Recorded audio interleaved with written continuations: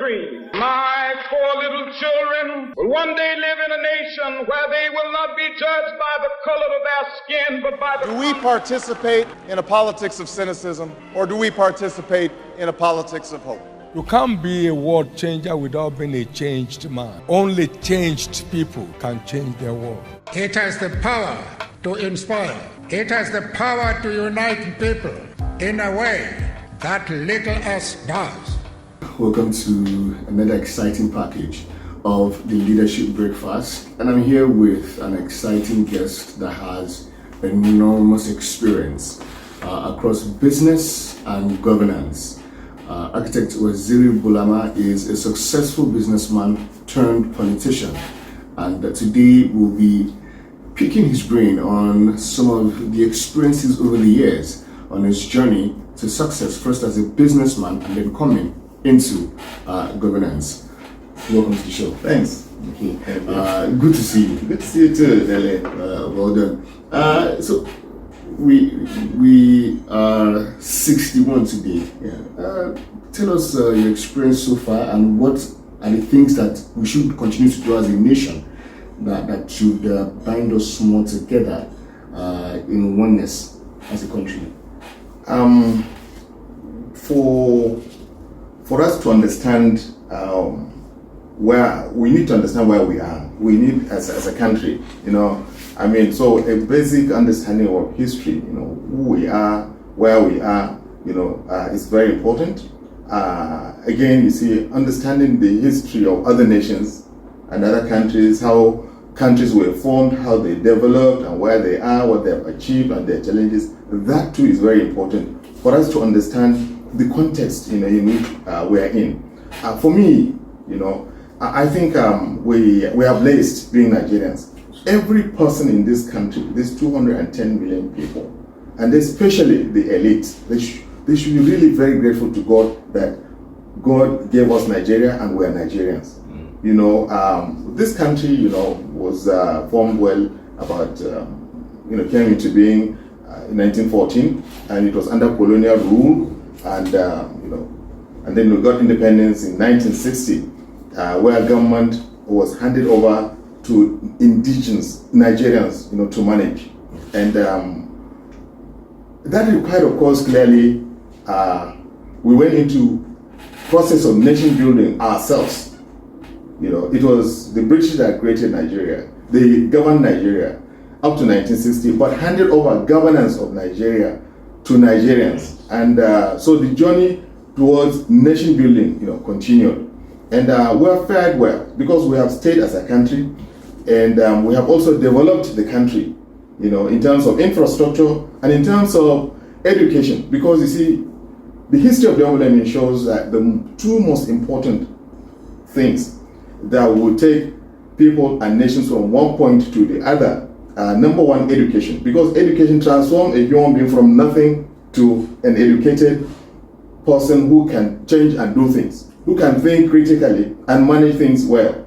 So in terms of education, we have come a long way. Quite a lot has been invested in education, and we have competent Nigerian professionals, competent Nigerian administrators, and so on. Secondly, in terms of infrastructure, quite a lot has been invested in the provision of infrastructure, because infrastructure could transform the environment from nothing to a usable, functional state. Roads, bridges, electricity, schools, and so on and so forth. Basically, physical infrastructure too. And we've also stayed together, as a country, as citizens of one country. And in spite of the challenges, in spite of our mistakes, in spite of our shortcomings, in spite of our aspiration to be, we are restless, in Nigeria. You see, we want to see Nigeria look like Britain or America or Dubai. But it takes a process to do that. So, in spite of this expectation, huge expectations, and the setbacks and the challenges, we have fared very well. The process of nation building is a long journey. So we cooperate, we work together, and we nudge forward. We make progress forward. We have to, that requires, of course, nation building requires change in attitude, change in identity. People, seen as Kanuri or Yoruba or Hausa, living as Muslims or as Christians, living that identity to fuse into a nation of equal people, citizens, working as brothers and working as one under the same law. It has always been difficult in pluralistic, diverse nations. And I think for a developing, backward African country of 210 million people, we have made appreciable progress. We have to thank God for it. We have to thank our leaders who have made huge sacrifices in terms of their lives and their assets and everything to make this country stand. So I'm happy being a Nigerian, and I'm very optimistic that the future holds a great deal of promise for every one of us from every part of this country. I'm also very proud to be a Nigerian. Oh, okay. So on that note, I would say happy independence. Oh, thank you. Right, we would like to, because this platform is about sharing experiences with young people who want to go into either business, governance. Now, you've been a successful business person before coming into politics and governance, and you were even part of the campaign of the current president in 2019. Now, bring us up to speed on things that young people who, for instance, say, okay, I want to be part of the governance process, for instance, from campaigning to, bring us up to speed on some of the things that you have done, and you'd advise young people to follow those paths on if they want to achieve some of these things in life. First, let me say, when you say a successful businessman, it looks, quite, ambiguous, Okay, look, I'm a successful professional. I'm a fellow of the Nigerian Institute of Architects. Yes. I grew up in a family. For instance, the things that work for me, my background, for instance, the mentoring that I received from my brothers. We grew up in a family where all my brothers said, look, let's read professional courses, let's be professionals, engineers, doctors, accountants, so that we'll be self-reliant. So all of us in our own family, decided ab initio, to pursue professional courses. And for me, from the day I was placed in primary school to my MSc, I had never wasted 3 months at home. For 18 years, from primary school to secondary school, between secondary school and first A-levels, first degree and masters, I just spent 10 years. Wow. So I qualified, as a chartered architect in 1985. I had my first master's in 1985. And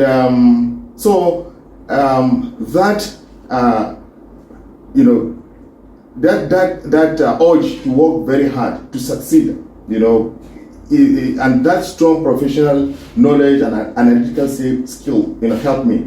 I went into the public service and left the public service as a director, in 1993, and went into professional practice. I opened a company where I was offering professional and consulting service, and also doing construction work. And eventually, of course, my interaction with the public expanded. I was getting commissions and projects from government, from people. I was working hard to assist people with designs and, to also design and promote and assist communities in social and community buildings and so on.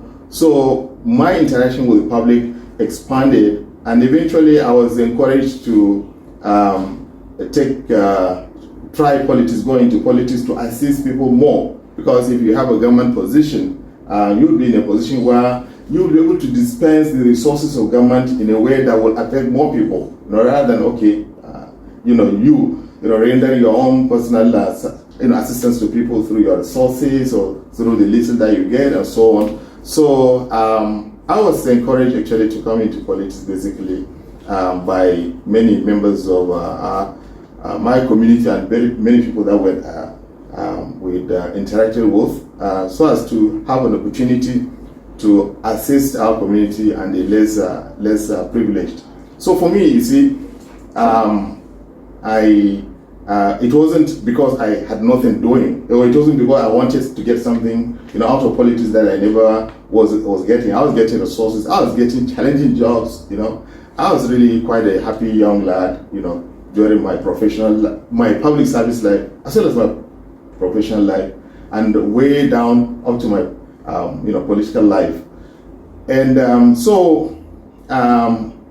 for young people who are aspiring to be in politics, some things that are very important. I mean, some things are fundamental. And number one, you see, you have to love people. You have to believe, that, okay, loving people, serving people is an act of worship. You have to be really committed in your heart. If you want to really be in politics, if you want your politics to endure, if you want to have a sustainable life in politics, you have to have this sense of sacrifice. And that sacrifice is not for nothing, because you get the reward from God for serving your community and for serving people. And I think all our major religions also, say that. So that is very important. So in the course of doing that, sacrifice is not an easy thing, because sacrificing requires sacrificing time, sacrificing resources, being patient, sometimes failing, still accepting, and then still moving on. So that is very, very important. And with that kind of attitude, you will earn the trust of people. Because you see, in politics, it's unlike, any other form of endeavor in life. Nobody will crown you. You earn. You either get elected. I mean, you get elected by earning trust. And you see, earning trust means giving something, to earn that trust. And particularly that requires rendering service, and then getting the trust of people. So this is very key and very fundamental. And once this trust, is established, that is the beginning and the starting point. So for some people, you see, the process starts even in primary school, in secondary school, or in your business environment, or your family environment, or your community, anywhere where you can make a difference. You put yourself forward and do something, to get appreciation. And because you are expecting, that reward from God, you see, the trust from people, the reward from people will even come doubly so, because it will be accepted by God.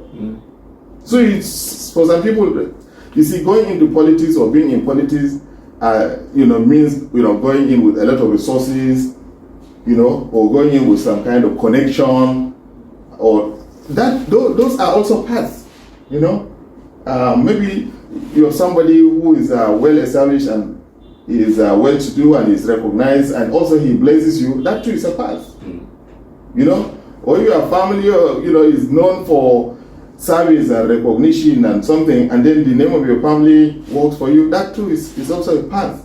But you see, for you to remain sustainably so, you also have to put in yours by being simple, selfless, sacrificing. Now, I've heard you say quite a number of things that are very important. First of all, is that you must be hardworking. Oh, indeed. You must have the passion to work. Yeah. Secondly, you mentioned having a strong second address. You were first successful in your field before you ventured into politics. Yeah. And you've also said no matter how you get in, even if it's by popular name, you have to also make your own mark. That's also very important. Now, you do a lot of mentoring for young people, not just in your home state, but across the country. And you've done that over the years. Can you let us into some of the things that I'm not saying you should blow your trumpet, but I know that you've done quite a number of things to bring up especially young people and women. Can you let us into some of these things that you do? What truly helps, is the fact that being prepared to make contribution with passion in any situation truly helps. Yes. And for me, for instance, my role in national politics actually came about around 2011 when I ran for governor in Borno State, and we lost the primaries. Actually brought out somebody else. So some of our co-contestants, got annoyed and they come to other parties and so on. But because my aspiration in politics is not just getting the post, but making impact. Eventually, you see, the party invited me and gave me the responsibility of managing the strategy department of the presidential campaign. And that strategy requires analyzing, getting data, analyzing data, coming up with blueprints and memos and reports to guide decision making. I mean, we did that very successfully. And eventually, after the elections, I was, because of the impression of our leaders, they co-opted me into the presidential, into the National Executive Committee of the party of the defunct CPC. And we worked with our colleagues to manage this party and also manage the transition, and the emergence of the APC. And within the APC too, we've been working behind the scenes, working very hard to assist the government and our colleagues in the parties. And eventually, I emerged as the Deputy Director General of the presidential campaign in 2019. And after the campaign, I was nominated and appointed as National Secretary of the party. I mean, these are, extremely big assignments, very ennobling and humbling, assignments and recognition. For me, even if this were once political buzzsaw, I think one had achieved enough, in life, because being, in those positions and winning the trust of these leaders, in our party who were from various parts of the country was a huge honor, And so here, what I always talk to young persons is for them to take active interest in political activity, for them to be, ready to serve honestly, for us to understand that like this APC emerged as a result of fusion, of parties that were constrained geographically and culturally. Yes. So we decided to bury identity-based politics, because on the basis of your tribe or your religion, you will not become a president in Nigeria. So that is the experience of APC, which I always, point out to young persons to know. So we have gone beyond religion, region, and ethnicity in APC. So I network and interact with all our brothers, from all parts of the country every day, and I tell them that, look, the constitution of this country, prevents domination. yes.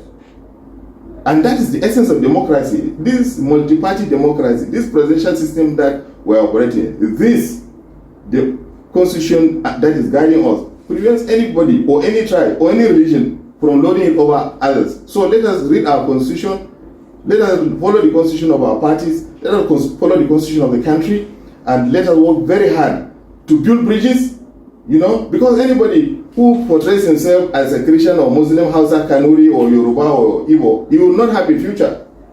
So it's a very important thing I always tell people. And personally, you see, with the way we interact and the way we move around and work with our brothers all over the country, we work on the basis of equality, on the basis of friendship, on the basis of empathy, on the basis of family support for one another. And this is something that I talk to and inspire people. And where possible, I also try to connect people and find employment for them, find patronage, for young people, and so on and so forth. These are some of the things that I do every day while interacting with younger people. I always encourage them, to be positive about our country, to desist from identifying with,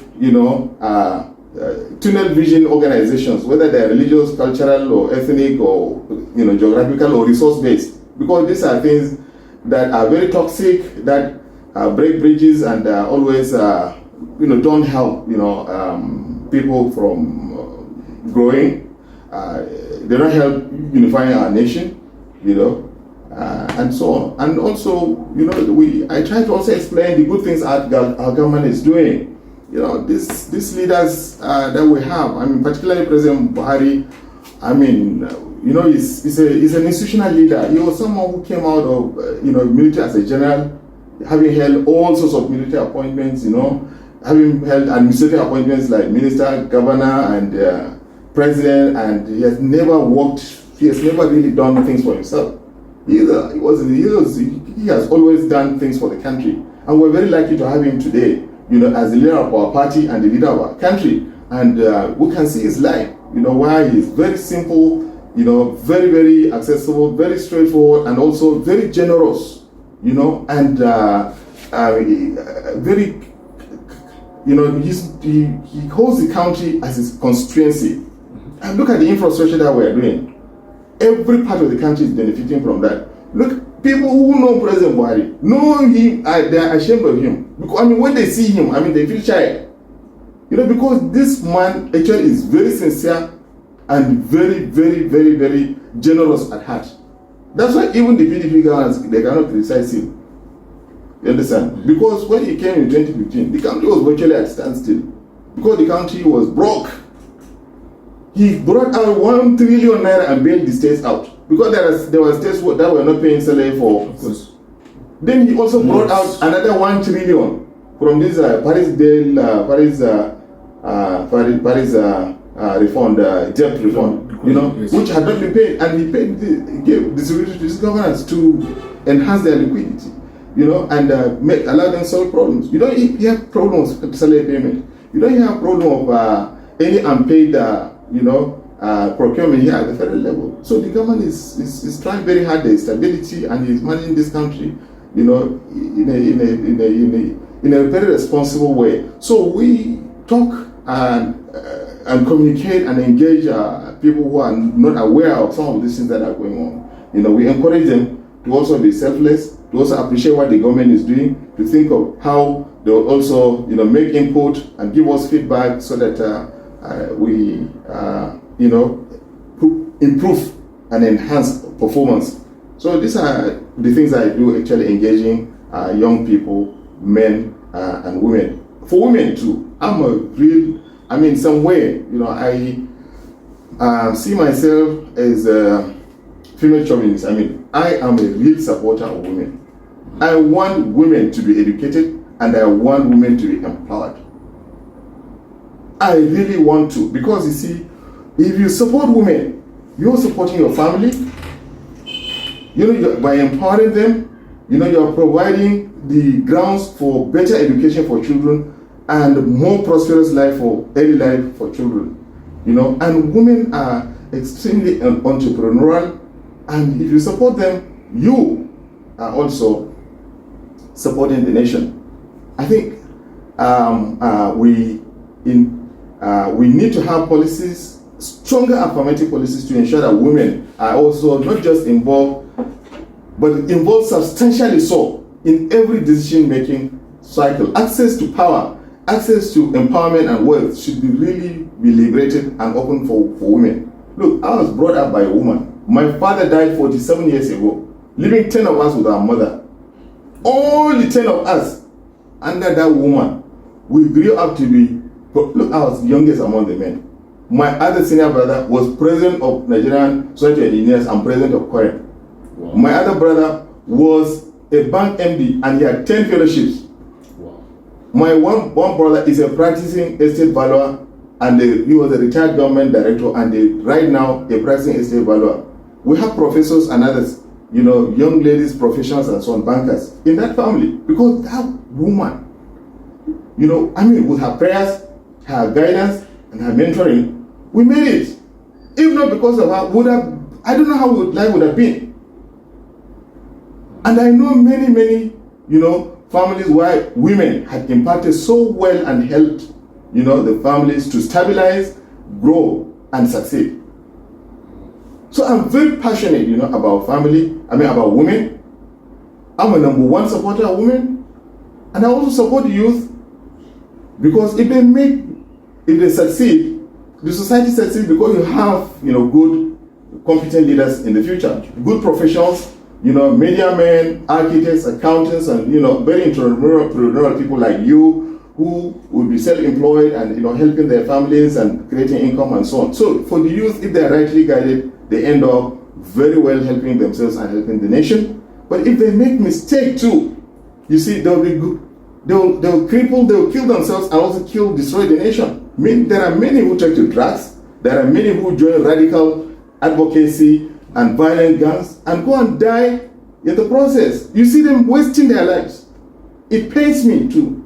I'm the son of a poor man.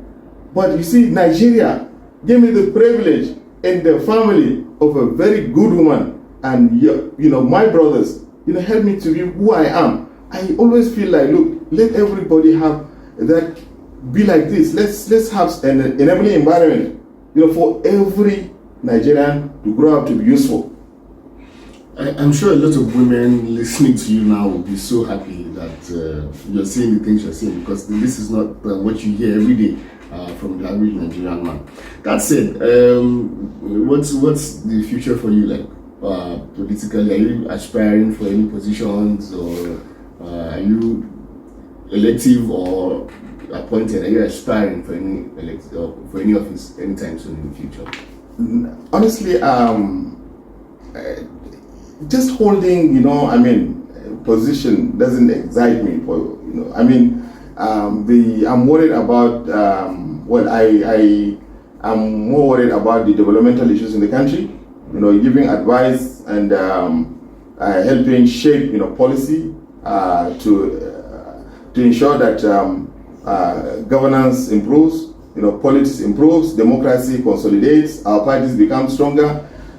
So for me, I wouldn't, for instance, insist that I should be in this political position. Having held position of national secretary, which is like a permanent secretary in the government, federal permanent secretary. So one has almost reached the limit, and I'm very happy where I am and who I am. I have a great deal of expertise and knowledge and resources, to survive and succeed in other areas. I have a master's degree in entrepreneurship. You see, apart from my master's degree in architecture, I have a master's degree from the University of Bedfordshire. So I know how to create businesses, how to, create revenue and income from various sources of things, and that too is a potential that I have not really tapped for now. I'm thinking along those areas, and then also making input into our government. So I'm also, by being a member of being a former national secretary, so just like the former national chairman, by the constitution of our party, I'm a member of the national caucus of the party. The national caucus is a non-formal decision-making organ in the party. It is not like the formal organ like the Board of Trustees or the National Executive Committee and the National Working Committee, but the National Caucus is a team of leaders of the party. So I'm happy being there. So I'll be making my input and contribution to governance and as well as politics and also the progress of our party. So I really have no personal goal right now politically, but I'm a team worker too. I'm a team person, and so if in the course of going forward, our colleagues and friends and leaders think that there should be a role for me, and I feel if that role fits our collective decision, for the party as well as for our country, I'll be very happy to take that. You see, because the fundamental objective of politics is the nation. Absolutely. We want to see it as such. You see, serving the country, making the country politically stable, and preventing crisis of any sort, nudging and helping the country towards rule of law, democracy. These are the fundamental roles of politicians, through engagement, through education, through sensitization. Just like, when I describe in detail how I engage young persons and young women and so on. Yeah.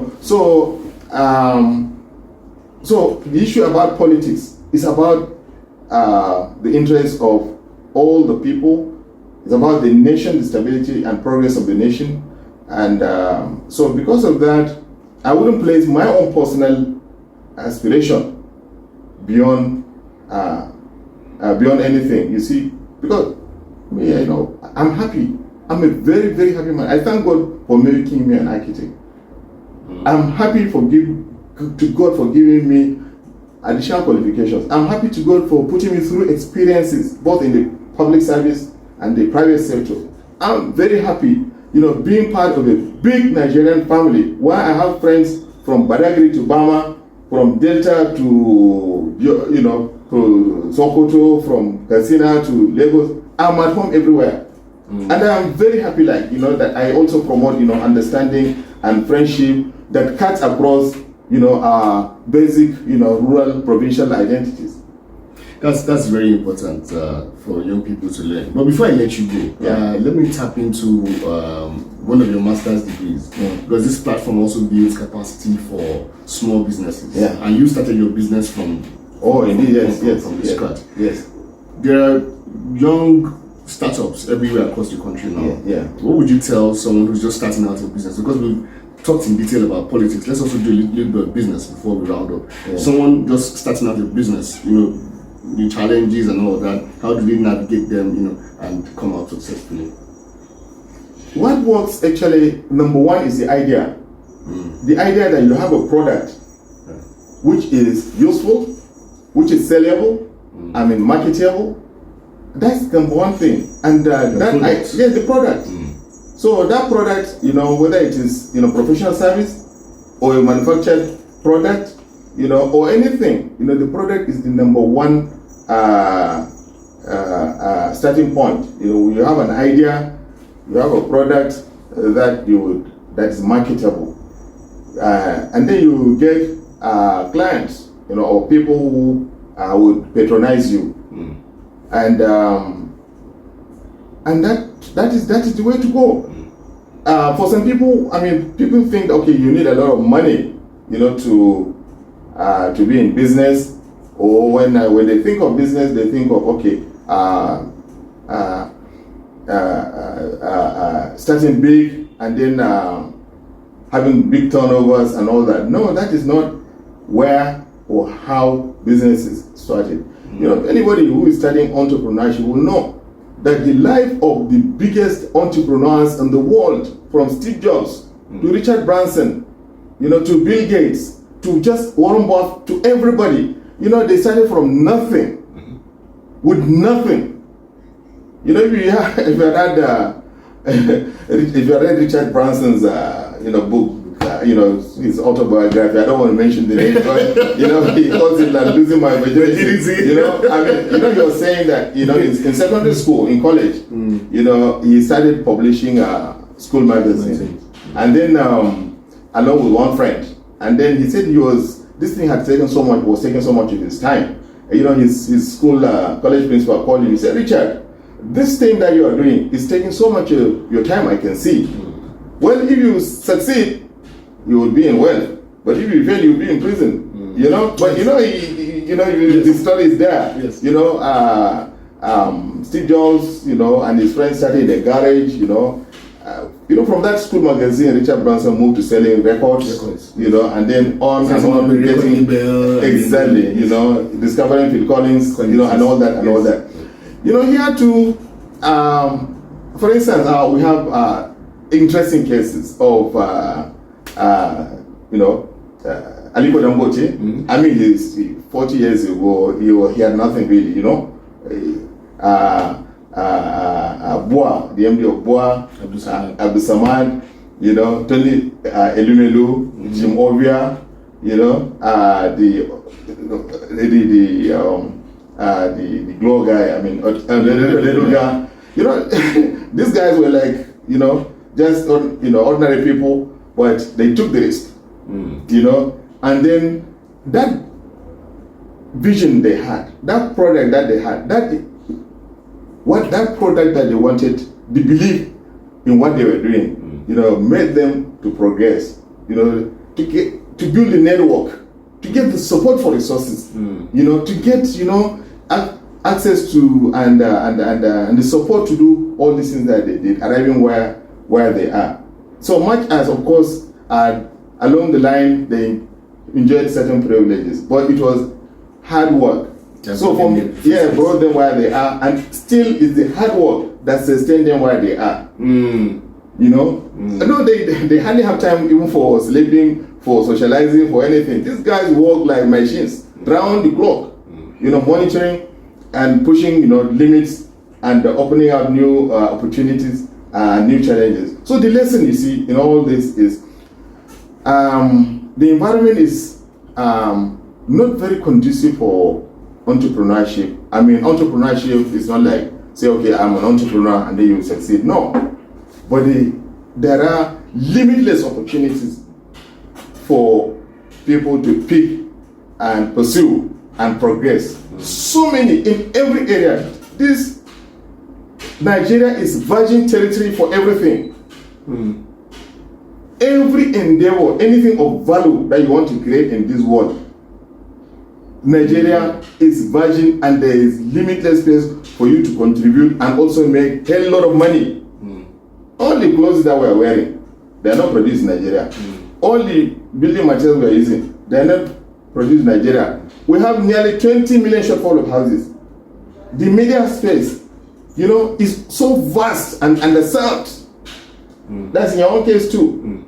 You know, and also even marketing products from companies, both in Nigeria and outside. This is one area that you, as a media person, you know, as a communication promoter, you can exploit.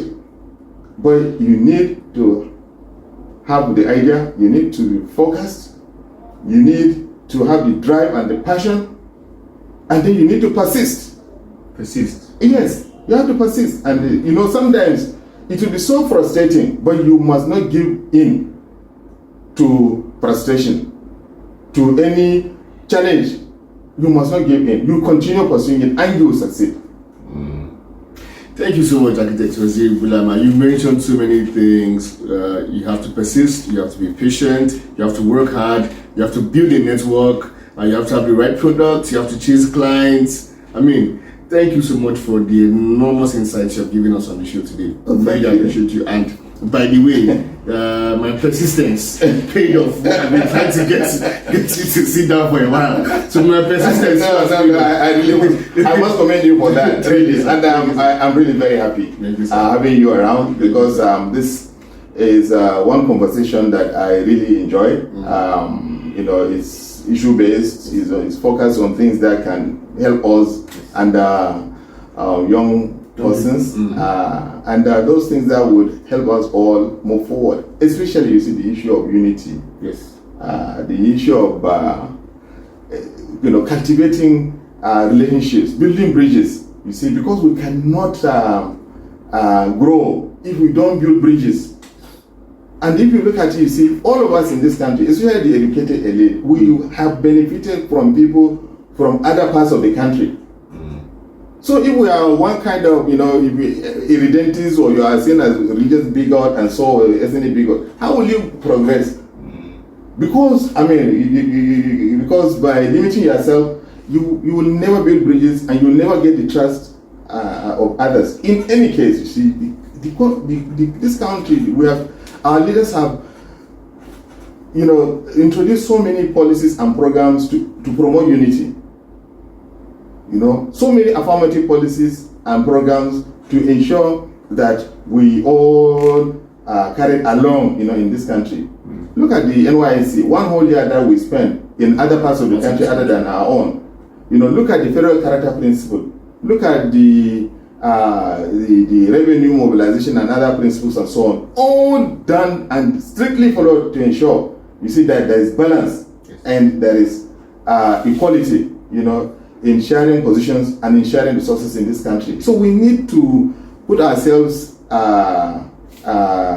you know, attune our minds to those positive things that our leaders have sacrificed to ensure that this country lives and survives to this area, to this level. And also let's work towards improving on these measures personally, on what we can do, and collectively what we can do to ensure that we promote unity, brotherhood, oneness, cohesion, and peace, and so on. There are, of course, clearly political and governance limitations. There are. There's no doubt about that.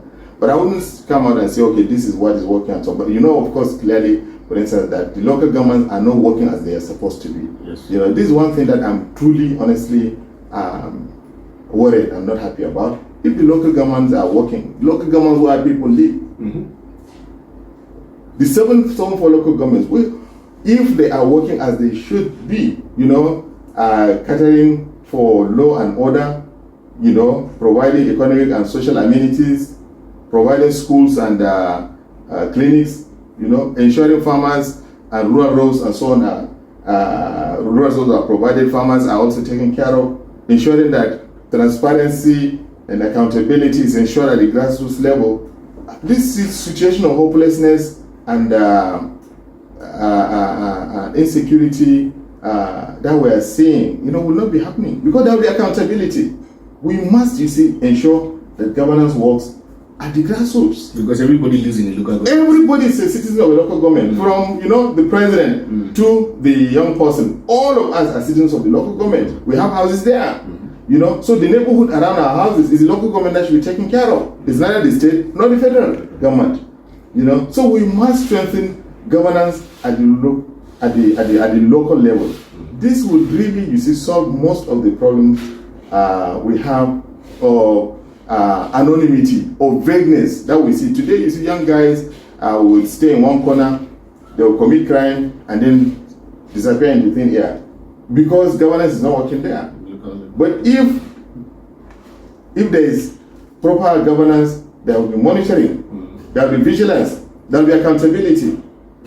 And then because the chairman knows you'll be held accountable. Exactly, the chairman knows you'll be held accountable, and all other people in that locality, they know that the government is watching them, that if they commit crime, they won't get away with it. So if we have local government working, there will be a climate of deterrence and accountability, which is very important. But today it's like, because there is no monitoring and there is no accountability at the grassroots level, people take gun and commit crime. They go and attack markets, they go and attack police stations, and they go and attack motor parks. People can go, if they have a conflict with the family over a woman, they will go and take gun and go and kill somebody. Or they have a political difference, they take gun and go and kill somebody and disappear. And then when it comes to, okay, who did that? It will take ages for the person. If I thought the person is wrong. Yes.